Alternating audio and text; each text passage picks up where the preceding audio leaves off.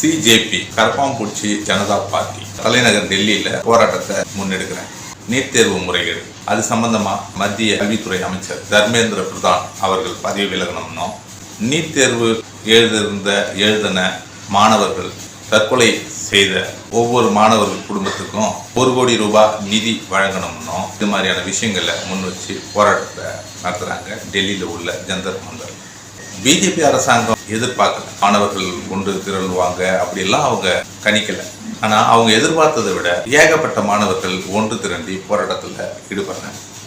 சோனம் வாங்சுக் இந்த போராட்டத்துல அவரே காலவரையற்ற உண்ணாவிரதத்துல ஈடுபடுறாரு. இது நாளுக்கு நாள் போராட்டங்கள் வலுப்பெற்றுக்கிட்டே இருக்கு. மத்திய அரசு துணை ராணுவ படை காவல்துறையை வச்சு மிகப்பெரிய தடியடி நடத்துறாங்க. கூட்டத்தை கலைக்கிறதுக்கு எவ்வளவோ முயற்சி பண்றாங்க. ஆனா எந்த முயற்சியுமே அவங்களுக்கு கை கொடுக்கல. பல மாணவர்களை அடிச்சாங்க. நிறைய மாணவர்கள் நிறைய இன்னல்களை சந்திச்சிருக்கிறாங்க. இந்த சூழல்ல சோனம் வாங்சுக் அவர்களை வலுக்கட்டாயமாக மருத்துவமனையில் மத்திய அரசு அனுமதிச்சு அவங்களுக்கு சிகிச்சையும் வழங்கியிருக்காங்க. இவ்வளோ பெரிய போராட்டம் இந்தியாவில் தேவைதானா நம்ம நினைக்கலாம். கொஞ்சம் சிந்திச்சு பாருங்க. இப்போ ஒரு நீட் எழுத போற ஒரு மாணவர்களை எந்த அளவுக்கு பரிசோதனை பண்றாங்கன்றது நமக்கு தெரியும்.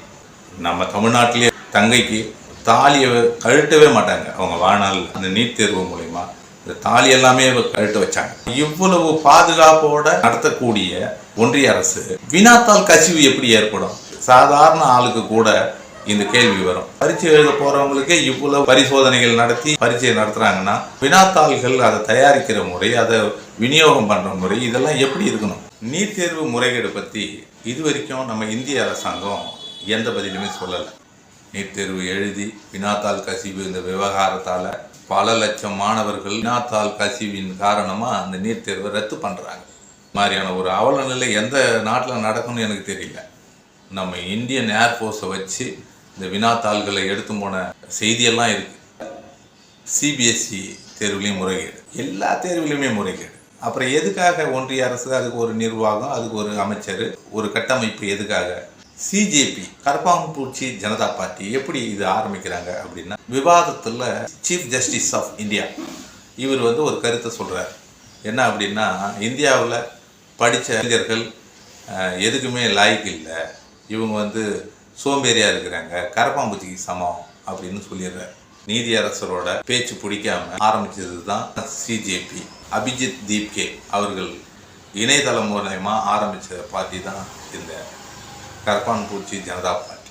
சிஜேபி பார்ட்டியோட அவங்களுக்கு ஒரு கொள்கை இருக்கும்ல, என்னென்ன அப்படி வெறுப்பு பேச்சுக்கு எதிரான சட்ட போராட்டங்களை நடத்துறது, மனித உரிமை மீறல்களுக்கு நீதி பெறுறது, இந்திய அரசியல் அமைப்பின் மத சார்பின்மை, ஜனநாயக விழுமியங்களை பாதுகாத்து, இதை முன்வச்சு தான் சிஜேபி நிறுவனர் அபிஜித் தீப்கே இந்த போராட்டத்தை ஒருங்கிணைச்சு நடத்திட்டு இருக்காரு. இந்தியாவில் அதிகமாக நீட் தேர்வு எதிரான போராட்டங்கள் நடத்துறது நம்ம தமிழக அரசாங்கம். தமிழ்நாட்டோட முதல்வர் ஜோசப் விஜய் அவர்கள் இதை பற்றின எந்த ஒரு பொருளுமே இது வரைக்கும் கொடுக்கல. நேற்றுக்கு தமிழ் நடிகர் பிரகாஷ்ராஜ் சார் அவர்கள் போராட்ட களத்தில் ஒரு இரவு முழுக்க போராட்டத்தில் கலந்துக்கிறார். அது மட்டும் இல்லை, சிபிஐஎம் ஆம் ஆத்மி கெஜ்ரிவால் அவர்கள் சமூக ஆர்வலர் திமுக கட்சி சார்பா ராசாவும், திருச்சி சிவா விசிகா சார்பா திருமாவளவன் அவர் போராட்ட களத்துக்கு நேராகவே போய் சந்திக்கிறாரு மாணவர்களை. நேத்திக்கு கூட அஇஅதிமுக மாஃபா பாண்டியராஜன் அவர்களும் செய்தியாளர்கள் சந்திப்பில் எடப்பாடியார் அவர்கள் சொல்லியிருக்கிறாருன்னு பதிவு பண்றாரு. நீங்க நீட் தேர்வுக்கு எதிரான ஆட்சி தான் நம்ம செய்யறோம் அப்படின்னு சொல்லிட்டு இது வரைக்கும் எந்தமான ஆதரவு குரலும் நீங்க கொடுக்காம இருக்கிறது தான் மிகப்பெரிய கேள்வியா இருக்கு. என்ன இவர் நிலைப்பாட்டில் இருக்கிறாரு? இவர் நம்மளெல்லாம் எப்படி வழி நடத்தி எடுத்து போய் சரியா சேப்பாருன்றது எனக்கு தெரியல. தமிழ்நாட்டில் நாங்கள் நீட்டை எதிர்க்கிறோன்றாரு. ஆனால் நீட்டை எதிர்த்து மிகப்பெரிய ஒரு போராட்டம் நம்ம நாட்டில் நடந்துட்டு இருக்கு. அதுக்கு எதுவுமே இது வரைக்கும் வாய் திறக்காம இருக்கிறார். இவரோட நிலைப்பாடு என்னன்னு தான் தெரியல. சோனம் வாங்சுக் அவர் யாரு? சோனம் வாங்சுக்கும் தமிழக முதல்வர் ஜோசப் விஜய் அவர்களுக்கும் ஒரு மிகப்பெரிய தொடர்பு. நண்பன் படம் நம்ம எல்லாருமே பார்த்து கொண்டாடணும். அதுக்கு முன்னாடி வரைக்குமே நம்ம விஜய் என்ன நினைச்சிட்டு இருந்தோம், இவர் குத்தாட்டம் இது மாதிரியான படத்துல தான் இவருக்கு நடிக்க முடியும் அப்படின்ற ஒரு விஷயத்தை தகர்த்து சமூக சீர்திருத்த படங்களும் இவரால் நடிக்க முடியும், பண்ண முடியும் அப்படின்னு எல்லாம் நிரூபித்த படம் தான் நண்பன். நண்பன் படத்தோட உண்மை ஸ்டோரி யாரோடது அப்படின்னா, சோனம் வாங்சுக்கோட உண்மை கதை தான் கொசட்சி பசும் புகழ். லடாக்கில் பிறந்து வளர்ந்த சோனம் வாங்சுக் அவர்களுக்கு பள்ளிக்கூட வசதி அங்கே இல்லை. பெற்றோர்கள்லாம் இவரை படிக்க வைக்கணும்னு பக்கத்தில் இருக்கிற உருது மொழி படிக்கிற பள்ளிக்கூடத்தில் இவரை சேர்க்குறாங்க. வாத்தியார்கள்லாம் என்ன சொல்கிறாங்க, இவர் இருக்கிறதுலேயே ரொம்ப புவர் ஸ்டூடெண்ட்டு, இவருக்கு படிப்பே வராது சொல்லிடுறாங்க. இங்கே அவர் யோசிக்கிறாரு, நமக்கு ஏன் அந்த பிரச்சனை இருக்குது, ஆனால் இவருக்கு படிப்பில் ஆர்வம் இருக்குது. படிக்கும் போது தான் தெரியுது, நம்மளோட தாய்மொழியில் படிக்கலை, மொழி தெரியாததுனால தான் நமக்கு இது புரியலை அப்படின்னு சொல்லிட்டு இவர் ப்ராக்டிக்கலாக படிக்க ஆரம்பிக்கிறார். எல்லாத்தையுமே ப்ராக்டிக்கலாக தெரிஞ்சிக்க படிக்க முயற்சி எடுக்கிறாரு. அதன் வாயிலாக என்ஜினியராக கிராஜுவேட் ஆகிறார். ஒரு சயின்டிஸ்ட்டு, ஒரு சமூக ஆர்வலர், அப்புறம் பன்முக திறமை கொண்டவர் தான் சோனம் வாங்சுக். அவர் என்ன நினைக்கிறாருன்னா, நமக்கு தெரிஞ்ச விஷயத்த லடாக்கில் இருக்கிற பொதுமக்களுக்கு, சாதாரண மக்களுக்கு இதை எப்படி கொண்டு போய் சேர்க்கணும் அப்படின்றதுல இவர் ரொம்ப ஆர்வத்தை காமிக்கிறார். கண்டிப்பாக இவங்களுக்கும் நம்மளை மாதிரி கஷ்டப்படக்கூடாது, இவங்களுக்கும் ஒரு நம்மளால் முடிஞ்ச ஒன்றை இவங்களுக்கும் நம்ம ஏற்படுத்தி கொடுக்கணும் அப்படின்னு முடிவெடுக்கிறார். நண்பர்கள் மூலயமா ஒரு பள்ளிக்கூடம் ஒன்று அங்கே தொடங்குறாரு. செக்மால் ஸ்கூல் லடாக் அப்படின்னு இந்த பள்ளிக்கூடத்தை ஆரம்பித்து ஒரு பாமர மக்களை, சின்ன சின்ன பசங்களெல்லாம் கூப்பிட்டு படிக்க வைக்கிறார். நல்லா புரிஞ்சுக்கோங்க, இவர் பண்ணுற எதையுமே கமர்ஷியலாக மாற்றலை, அதாவது வியாபார நோக்கத்தில் இவர் பண்ணலை. அதான் உதவி செய்கிற விதமாக தான் இவர் பண்ணுறார். இந்த பள்ளிக்கூடம் ஆரம்பித்து மற்ற ஸ்கூல்லேருந்து ஃபெயில் ஆகி வெளியே வர பசங்க, இது மாதிரியான மாணவர்கள்லாம் இவர் பள்ளிக்கூடத்தில் படிக்க வைக்கிறார். எல்லாருக்குமே ப்ராக்டிக்கலான படிப்பை சொல்லி கொடுக்குறார்.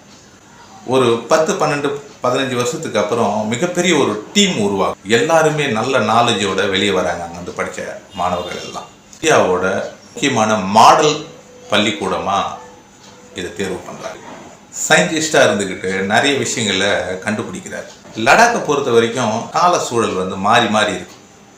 வெயில் காலங்களில் மட்டும்தான் விவசாயம் பண்ண முடியும், மற்ற மாதங்களில் பண்ண முடியாது. ஏன்னா பனி படர்ந்துருக்கும், குளிர்ச்சியான பகுதின்றதுனால.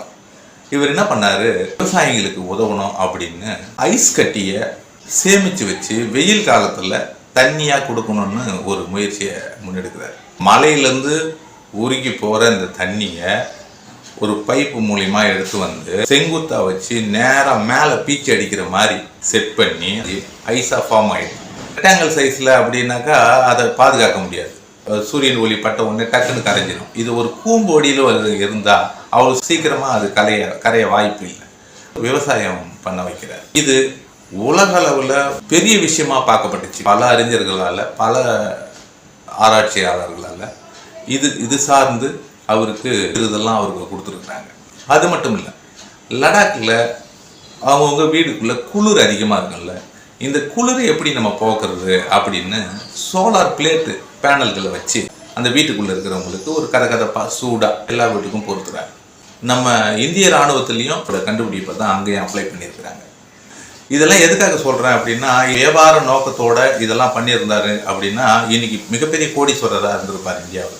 இது எதுவுமே அவர் வியாபார நோக்கத்தோட எதுவுமே பண்ணலை, எல்லாமே உதவியை தான் பண்ணியிருக்கிறார்.